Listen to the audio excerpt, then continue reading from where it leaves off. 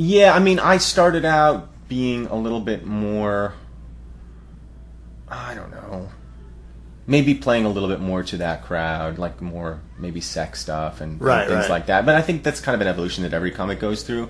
And for me, like, the stuff I'm doing now, which is sort of more storytelling based, I wasn't doing it all then.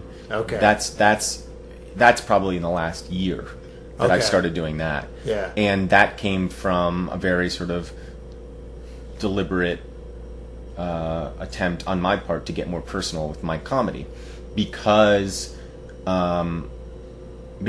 kind of scared me. So I was like, well, that's probably where you should go. And because I don't think I'm a natural joke teller. Right. Jokes don't really interest me that much. The kind of like set up punchline. I'm much more interested in contextual humor. Right.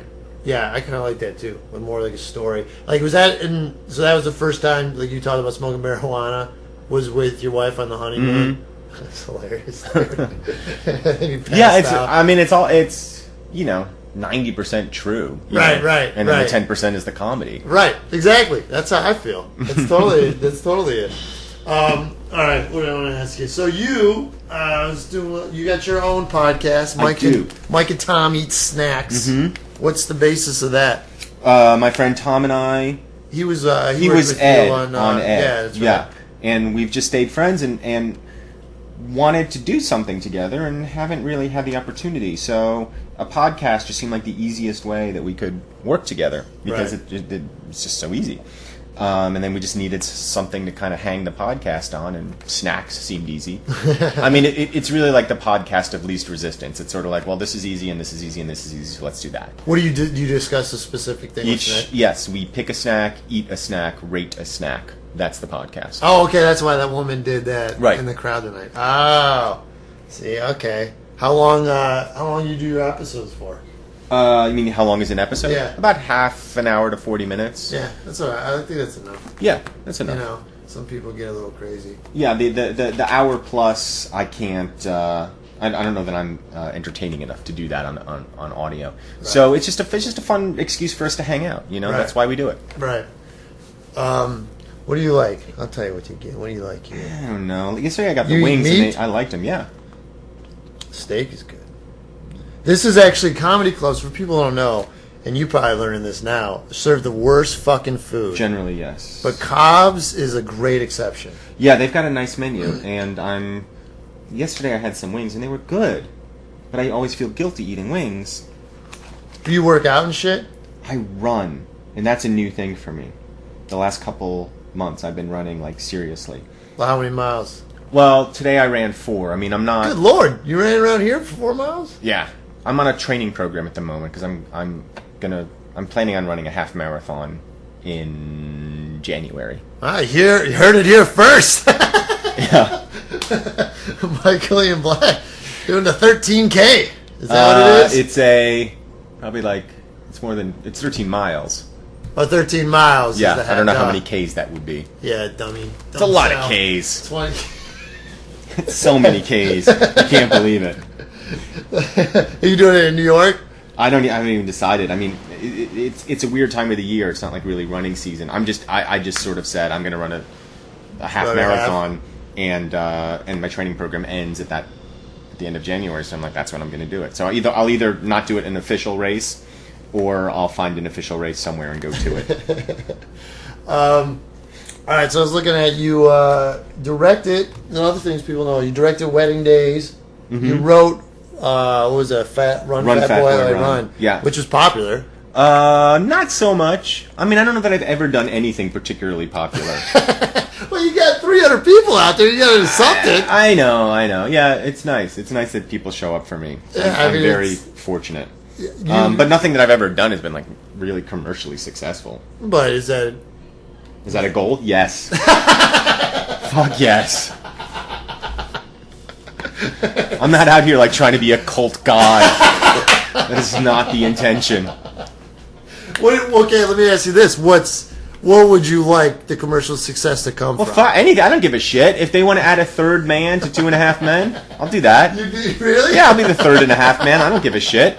I just want to not have to worry about money, so that I can do my obscure cult god shit. Not have to freak out about it. You're worried about money? You can't be worrying right now. Of course. Right? I'm fine, but, I'm not. You can't get that yacht? I'm at Cobb's, you know what I mean? I think I'm just going to have an order of wings. So are wings? Yeah, I'm going to order wings. And can I get an iced tea with that, too? Sure. Thank you so much. Do you want a ranch or blue cheese with that? Blue cheese. Blue cheese. Blue cheese, is that less fattening? No. No, and it I doesn't... think they're equally fat. Yeah, they're equally... And the wings themselves are like 100 grams of fat, so it doesn't really matter.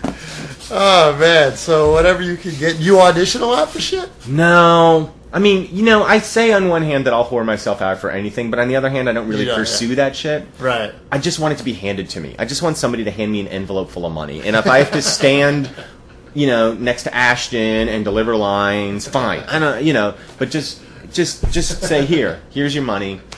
You write a lot, though. Like, I'll tell you, I worked with Michael last year, and I'd call you MacBook, because every time after your set, you'd walk up to your laptop and just start working away. Yeah. And, what the hell are you writing? When we were together, I don't remember what I was writing, but... No, yeah, I mean, but I've got in general, I have a book coming out in February. I might have been working on that.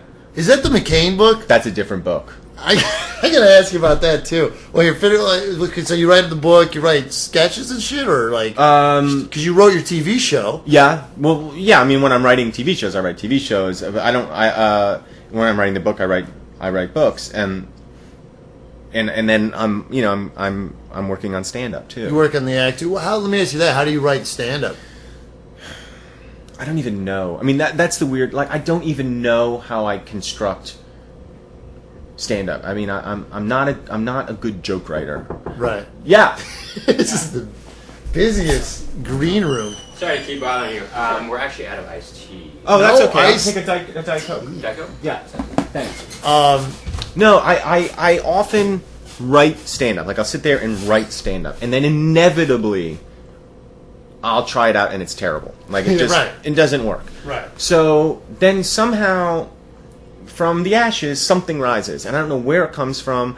I don't know. I don't know how I write. I mean, the hour that you saw tonight is probably less than 3 months old. There was a lot of new stuff. I'm just with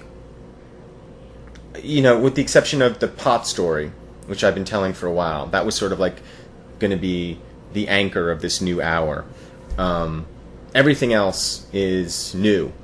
And it maybe it's just because of my history with stand-up, but it all came very quickly, kind of fully formed. Not fully formed. I'm still working on it a lot. Right. But the sort of big chunks of it, it's all come in the last couple months, 3 months. Wow. And it comes, and you try it on stage, and then you try to rework it and get it better. Yeah. So I've got chunks. I've got these stories and these big chunks that I'm working on, and I'm playing a lot now with the order of it and little threads that kind of run through a little bit, and like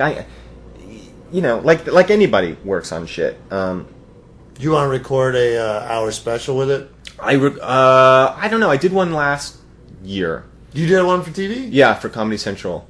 This year. It came out in August or something. Oh wow. And so when that was done, I was like, it's great that I did this, and I'm going to burn all this material, and it'll force me to write a new hour. And That's impressive, because a lot of guys don't do that. Yeah, I mean, I guess, Louis sort of inspired me to do that. Right. And George Carlin inspired him to do it. Right. And I just can't imagine. To me, there's no point. There's literally no point in doing stand-up if you're going to do the same set for years at a time. Especially if you got fans coming. Well, that's yes, there's that. I don't want to cheat people. I don't want them to come and see me and be like, "What the fuck? I saw that 2 years ago." Right. That to me would be awful. And then also, I just think the challenge of it, the fun of it, is writing. Right. Right. There you go, man. Thanks very much. Be back with those things. To me, if you have a great set that you can do, and it's going to kill and everything else, it's time to just burn that shit and start again.